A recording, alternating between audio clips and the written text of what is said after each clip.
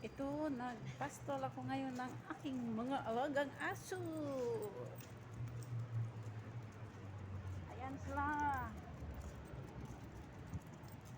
Yung dalawang maliit nandoon sa Indonesia.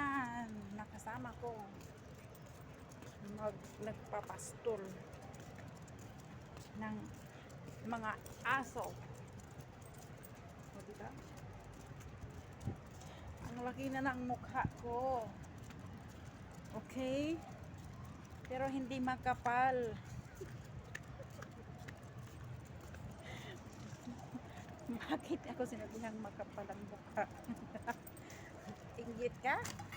Magpakapal moks ka rin. O, diba? Pakapal moks ka din. Ano ba yan? Huwag kang mainggit. Pakapal moks ka din. Ganun lang naman. Diba? Kapal moks daw ha. Inggit ka lang. Kaya ganun. Okay. Ayan sila. Ang aking mga alaga. Kung wala sila, wala din akong sweldo. Nasaan na yung isang aso kahapon? Right.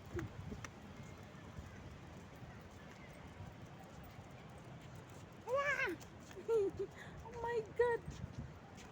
Dito kami sa park, sa ilalim ng puno. Yan. Ilalim ng puno. Yan, ang ganda ano.